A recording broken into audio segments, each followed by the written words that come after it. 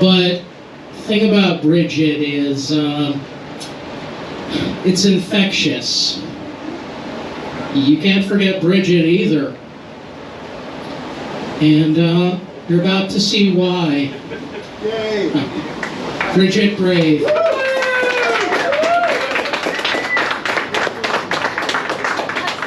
I couldn't help but notice I'm the only woman on the docket tonight, so I'm going to do period horror.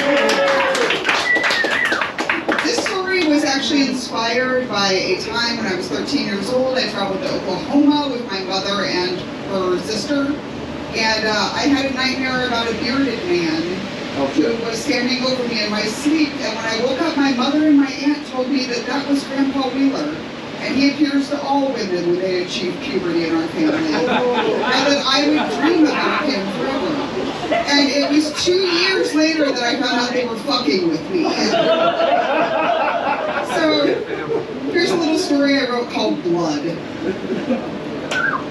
I can hear Grandpa Wheeler in the hall beyond the closed bathroom door.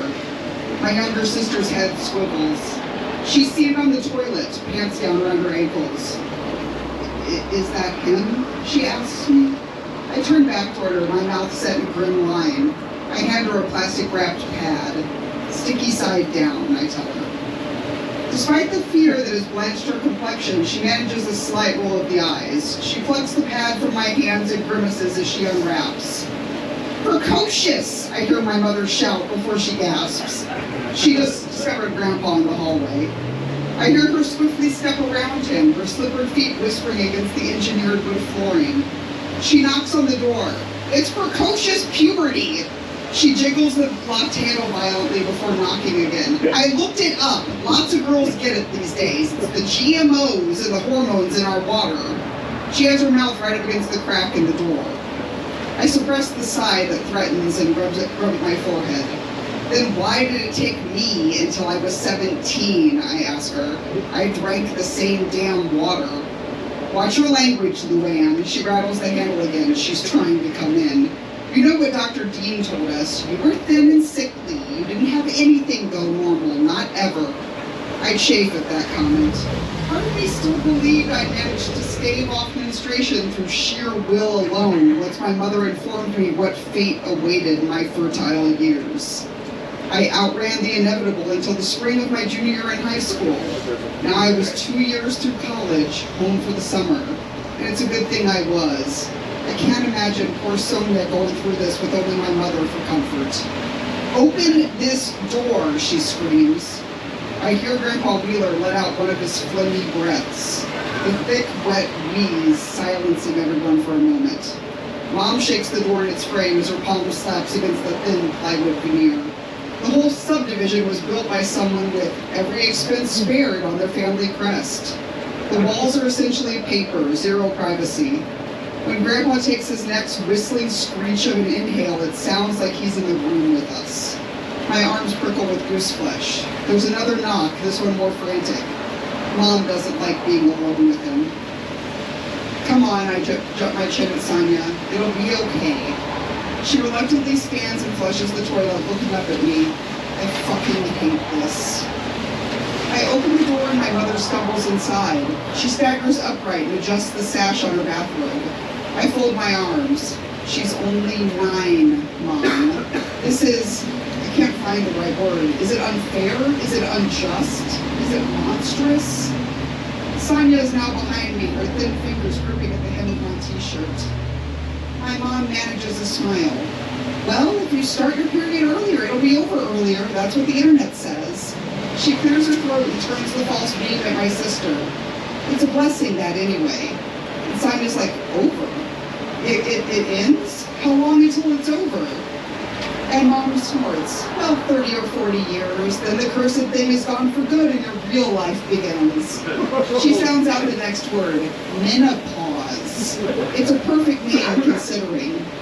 As if on cue, our own cursed thing emits a hoarse scream, an inhuman sound from a wretched, ragged throat. Sonia grabs my lower arm. I feel a frown starting. I'm trying to remember if I heard the sound of hand washing before she gripped me. I instantly hate myself for letting that be my main concern. Grandpa Wheeler begins to make his way down the hall. There's the sound of his claws scrabbling against the laminate floor, then a sustained dragging sound before a loud thump as his arms give out. He's still weak. He always is after he's had to travel. He'll just get stronger though. I thought I had more time to prepare Sonia for this. At least another 2 or 3 years of blissful childhood before I could explain why the women in our family have such problems with their monkey visitor.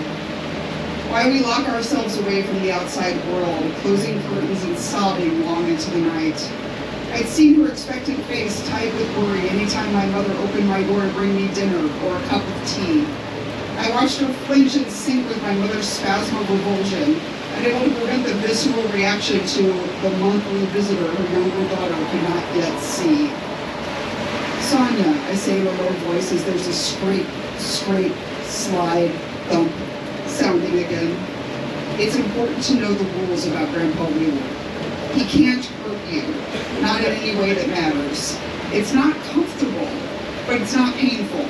Even if you think you cannot stand it, that you're going to lose your mind, that you'd rather be dead, just know he can't actually do anything to you other than be really, really scary. Scrape, slide, boom. Her fingers dig into my wrist and I close my hand over hers. He won't touch you today. He can't. We don't know why, but it takes about a year before he's able to get close enough. It's best just not to react to him. It only makes him stronger. Scrape, slide, thump. He's so close now. My words come faster. I'm running out of time. You cannot outrun him. Don't try. If you do, you'll just piss him off, and when he finds you, he makes these awful sounds. It's easier for you to stay still, even at night. You won't be able to sleep. It's best to try to ignore him, though. Just try not to think about it. I pull my arm free of her grip and reach behind my mother to unlock the door, letting it slowly swing open to reveal the dark hall beyond. Mom must have turned off all the lights. She still tries to avoid looking directly at him, even after all these years. Mom stubbornly stands with her back to the doorway. Her face has gone pale. She's begun to worry the terry cloth belt to her waist. I hear another loud scrape so very close behind her. The sound of his approach jars her back into awareness. She slips further into the bathroom to stand behind us. My mother joins in then, repeating the words she said to me when my own time came. Once he's strong enough, he only clings to you until the blood stops. The entire time, she says? Well, until you have your first child, my mother continues, then you'll just see him when he stops coming really close at that point. Usually he'll just stay in the corner of your bedroom. These days he just stares at me. He just watches. The light from the bathroom spills into a semicircle beyond the door, into the hall. A set of gray-blue fingers appear in the glow, the tips worn clean off their skin. Its finger bones latch into one of the manufactured wood seams. But what does he want? Sonia asks. Her hands again find my arm, his fingers digging in hard enough to bruise.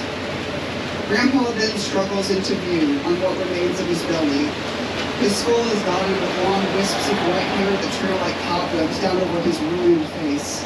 His skin is slack, clay gray in color, deeply wrinkled, mottled with patches of missing flesh that the dull white bone peeks through. He had more teeth the first time I saw him. That first night I woke to find blood on my sheets and the strange hollow breathing emanating from a corner of my darkened room. Most of his teeth have now finally rotted and fallen out. I could see a few fallen yellow teeth, the roots dark and decayed, strangled in the knots of his matted beard. We don't know why, I tell her. There are theories, my mother says. Some say your great-great-grandfather Wheeler is the one, your great-great-grandmother Wheeler is the one that killed your grandfather. Some say he fathered her child and then his own grandchild. Sonia looks up at me in a panic and I pat her fingers.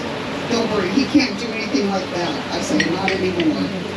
I don't know if he's capable. To be fair, I had never checked. I never wanted to look between those withered legs to see if a stump of anything remained. Now he's just there. For about 1 week a month, no more than 8 days. And no fewer than 5, my mother chimes in. My mother thought he was some sort of witch. She told me once that she thought he was trying to conjure more daughters for the line so he could continue to follow them through the earth. Do you believe that, Mommy? The way she says Mommy breaks my heart. She's too young for this. My mother makes another laugh. No, I think he's waiting. Waiting for what? Sonia's voice is small as Grandpa Wheeler pulls himself into the bathroom. He can now reach the toe of my shoes. I watch as he tries to scuttle toward me, sniffing me early. I think he's waiting for one of us to finally have a boy. Mom's voice is now defeated, exhausted. I think he wants to be alive again. I think he thinks he'll be reborn through the son we keep stubbornly refusing to produce. Men, she spits. That's what they always want. They just want to be young again, so they could run off with some younger piece of tail who isn't so complicated.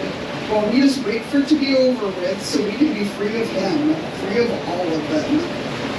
Our him has managed to scoot completely past the threshold with hands out past my calf. I'm so glad I wore jeans. Anything to limit the contact his crawling corpse has with my skin. My mother is staring at me. It started on Wednesday, I say with a shrug. I was still on campus. I think that's why he's so weak. It takes a while for him to crawl all the way here from Evanston. Grandpa Wheeler makes a whistling cry as he begins his ascent, pulling himself hand over hand up my legs until he could wrap his arms around my waist. I grit my teeth and try to work my arm out of Sonia's grasp. It strikes me again how surprisingly heavy he is as he climbs up, his flayed fingers grasping and pinching as he adjusts his position until he's completely wrapped around my torso. He clings to my back like a baby monkey at the zoo. I close my eyes, the feeling of his unnaturally cold breath against the place where my shoulder meets my neck. Sonia makes a whimpering noise and lets go of my arm, clinging to my mom, turning her face away from the corpse I now rear like a horror show backpack. It's going to be okay, Sonia, I whisper, tears slipping down my cheeks. Grandpa Wheeler takes in another nauseating breath, the scent of rotting gums and mildew filling my nostrils. The nubs at the end of his leg bones dig into my hips. His feet fell off a long time ago, way before I was ever able to see him.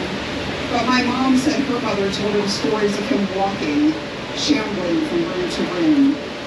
My mother's mother said he was once able to run.